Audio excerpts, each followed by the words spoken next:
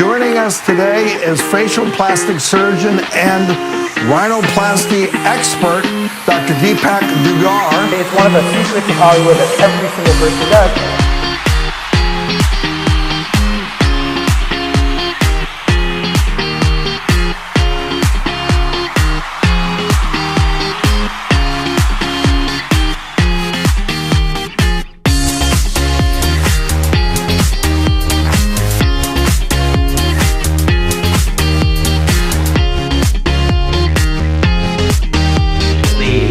Welcome to Dr. Dugar.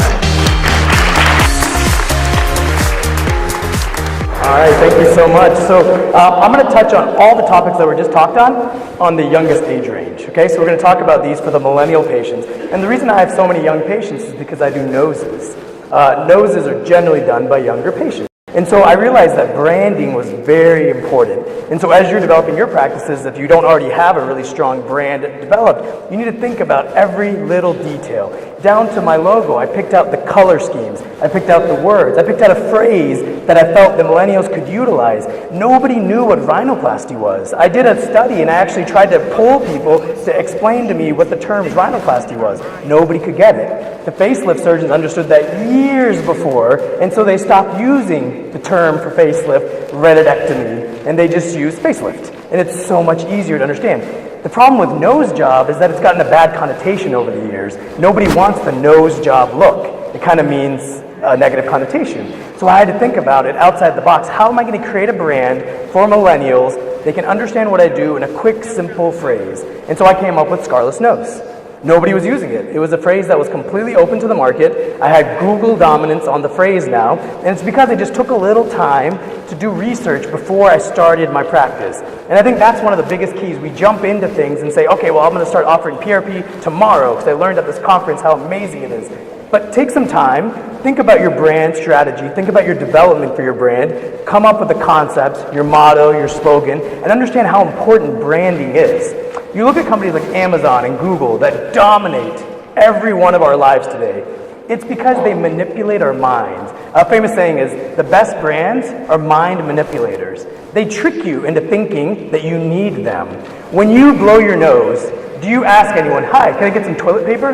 No, it would be just as good, right? But you say, I need a Kleenex. Kleenex dominated the industry. If someone hands you toilet paper, you're almost offended. It's the same thing. It works just as well, but you're almost offended. If someone hands you a paper towel, you think, why are you handing me this rough thing? I want a soft Kleenex. And they've manipulated our minds to think we absolutely need it. So why are nose jobs so popular? It's because celebrities all get nose jobs. Okay, it's one of the secrets of Hollywood that every single person does, and young girls are very, very sensitive to this topic. They start doing it early. In 2017, there was about 220,000 nose jobs done in America. So your patients, even though you guys won't be doing nose jobs in your practices, they're getting them done. So understanding the millennial patient, it's easy to understand it through the things that bother them. So of those, most of them are female. 75% are females. It's the #1 surgical procedure for patients aged 13 to 19. So just let that settle in for a second. My average age of patient in my practice is about 18 or 17. And that's crazy. It's because that's when kids are getting nose jobs. Between 16 to 30 is pretty much all my patients, but most of them are between 16 to 20, okay? It's during summer break or during college break from high school or college that they get their noses done. It's the #2 surgical procedure for people 20 to 29. So anyone under the age of 30, if they're not getting a nose job or thinking about getting a nose job, their friends, their peers, their colleagues are, so it's on their brain, it's on their radar. Now let's talk about another industry that very closely correlates with ours, makeup industry. That's what we're all emulating. All of us wish we could become the world's biggest makeup companies. That's why we're here, right? That's what we're here to learn and try to strive towards, so we can build a brand like that. Makeup industry is worth over $382 billion globally. Insane, way bigger than we even are. We're tiny compared to the makeup industry.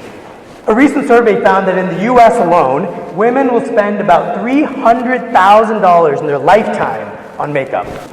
It's incredible, and the millennials are spending more money on makeup than ever. If you have a kid right now who's 20 or under, do they know about Kylie Jenner makeup kits? Okay, do they know about Kim Kardashian makeup kits? Those kits are not $10. Those are not $20. They're $80 to $100. The same things that when you guys were kids, you bought for 20 bucks. They are spending more because they don't care as long as the branding is good.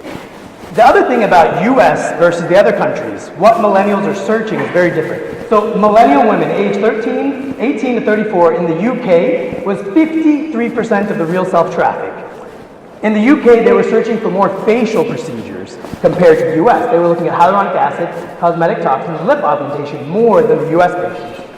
In the US, body trends were higher. Patients were looking more at breast augmentation, butt augmentation, and thankfully for me, rhinoplasty. So the breast and butt augmentation, we are so body addicted in the US. And why is that? It all goes back to the initial theme, marketing. The number one marketer right now in the US for body image is the Kardashians. You got it. And why are they so powerful? It's not because they're actually so beautiful and talented. They are the best marketers in the world. And that's what you need to emulate with your patients. So it's maintenance and prevention. And what is the most cost-effective solution to the aging maintenance? We all know this. Start young. The patients who are doing Botox in their 20s and 30s are going to look so much better than we do in our 40s and 50s now because they don't have to play the catch-up game. They're going to be doing the maintenance game their entire lives. So starting young is really important. The other thing is they will create their own systematic hashtags. There are girls who are coming in and they are pushing for this procedure. This is a girl who got basically a breast reduction, and she used a hashtag boobbuy. And it became huge. It went viral all over Instagram. And she promoted this so much that her surgeon became super famous just because she created a little hashtag to promote her own procedure to be cool with her friends. So they'll do a lot of the marketing for you, which is great. American Academy of Facial Plastic Surgery. They did a study where they surveyed surgeons last year, and 82% of surgeons said that celebrities were a major influence in their patients undergoing surgery. 82% said that celebrities mattered, okay? That's a huge decision for a patient to make based on a celebrity that they don't know, have never seen or met. Millennial men, the talk we just had right before mine was incredible, are driving up the industry, and it's about young guys, the young millennials. The older guys who are in their 40s and 50s, they're lost, okay? Just let them go. They're not going to do too much, okay? They're worried about hair loss, and they're worried about ED, but the younger guys are willing to do the jawline fillers, they're willing to do the cheeks, they're willing to do the Botox. It's a little bit different. American Academy of Facial Plastic Surgery, again, did a study. 31% of men said they're extremely likely to consider plastic surgery. Of the 31%, 92% were millennials. The most common procedure for the millennial men, ear pinning, otoplasty, nose jobs, and chest reduction. So liposuction for their breasts sometimes, or removal of the actual fat pad. 25% say they would get the surgery or procedure to remain competitive in their job. They feel like it makes them feel more confident. Instead of going to a Tony Robbins conference and jumping up and down the stage, they feel that if they get a little procedure like this, they'll feel more confident in their work, they'll be able to stand proud and tall. So the skincare companies do an amazing job. You know, this is one from Origins. Skin having a quarter life crisis. What is that? 25-year-olds do not have skin issues on that level, but they're maintaining that stigma to get them to buy into it early. This is another great one I found. Tech Deck. This company is probably a brilliant cream. I have no idea. I've never used it. But the fact that they're going after the young tech millennials who work all day and bend their neck and have these little creases in the neck, trying to say that, oh, this cream will save your neck. They're going and they're marketing after millennials because they know the purchasing power that millennials have. Millennials will easily pay $50 for a skincare product without even thinking. But there's other things. So feminine rejuvenation is great, but labiaplasty is on the rise for millennial women. Is that a good thing or not? That's something open for debate. So there's certain procedures that don't necessarily need to be on the rise for millennials. Does a 20-year-old girl who's never had a baby really need a labiaplasty? We need to think about that and be moral to your patients. Just because they have a concern about it doesn't mean they need something, okay? And that's where you have to be moralistic and you have to be honest with your patients. This, another procedure that we're seeing a lot of people asking about, dimpleplasty. Is this something that the patients really need? The risks are really high in these type of procedures sometimes. If you do it right and you go to the right person who does a ton of them, they get a great result. I personally never done one, okay? So if a patient came to me and said, hey, Dr. Dugar, I want to get dimpleplasty, I would turn them down, okay? There are doctors in here who would say, oh, well, I'll try it, and I'll do it. You know, it seems pretty easy. You just cut a little mucosa, cut a little muscle, put a stitch in. The doctor who is the expert says that dimples could be overly dramatic, appear underwhelming, look unnatural, disappear with time, or even be located in the wrong place. You know, is it even worth doing some things? And that's where you just have to have the moral obligation to think about it with younger patients. Older patients, hey, go for it. If they want to do it, fine. Then there's other things that we try to do. All of us want to keep up with the millennials. How do we keep up with the millennials? Our social media game. All of us are doing IG stories. We're using filters. We're all posting on the grid a lot. We're hiring social media teams. But there's a point where you go too far. And again, this is up for debate. I have no comments on this at all. I have no personal opinions. But the dancing doctor who we all read about, whether she did anything wrong or not, she, 2.5 years, license suspension, she agreed to. 2.5 years, she lost her license for technically taking care of patients, but just having a little fun while she did it. I won't go into the details. I won't give an opinion. I don't know whether it's right or wrong. That's up to you to decide. But 2.5 years lost her license for technically going too far. Okay? So she did do something wrong, because if she didn't, she wouldn't have lost her license for 2.5 years. So think about it when you're trying to keep up with the technology of the millennials. Don't go too far. Always keep yourself on the cusp of being professional and being a provider that you are as a medical provider. Other thing is everyone's on to the millennials. So sneaker companies, luxury brands, okay? How do Balenciaga, Versace, Gucci, how are they going to get millennials to buy their stuff when you go into the store and everything's $6,000? I can't even afford it, okay? So how are they doing it? They're doing it by going to sneakers. Sneakers are hot right now. Everyone loves Yeezys. If you don't have a pair, your kids do, okay? Yeezys are the hottest shoe on the market right now because Kanye West is a hot topic, whether you love him or hate him.